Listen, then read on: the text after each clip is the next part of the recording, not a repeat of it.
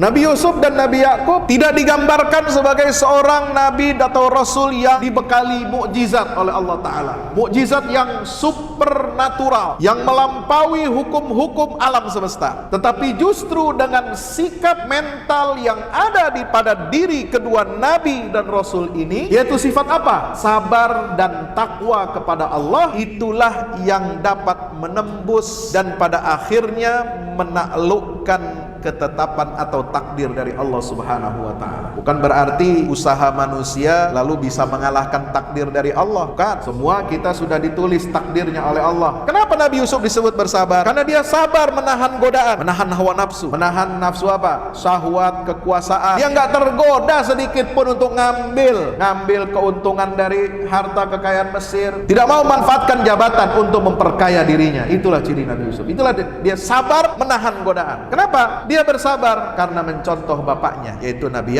Yakub.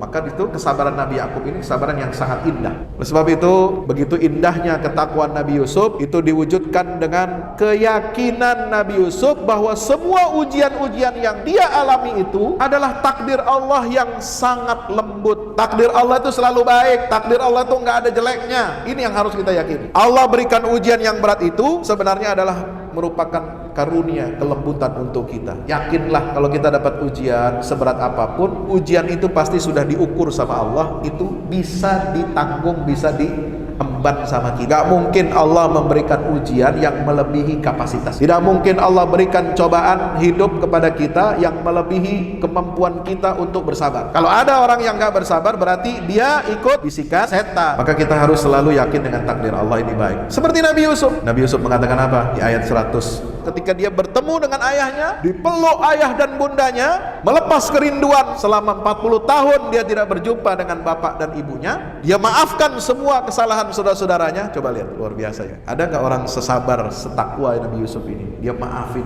orang jahat, saudaranya sendiri. Inna rabbi latifun lima yasha. Sungguh rencana Allah, takdir Allah itu sangat lembut dan baik buat saya. Inilah kehebatan sosok Nabi Yusuf yang harus kita teladani, yang harus kita contoh. Bagaimana kita harus pandai bersyukur kepada Allah. Kalau kita menerima ujian, cobaan, kita harus bersabar. Kalau kita mendapatkan nikmat, karunia dari Allah, kita tidak sombong, kita tidak tinggi hati, dan kita harus tetap tawadhu, seraya senantiasa mengucapkan alhamdulillahi rabbil alamin. Maka bersabarlah kita semua mencontoh Nabi Yakub alaihi salam, dan bertakwalah kita seindah ketakwaannya Nabi Yusuf.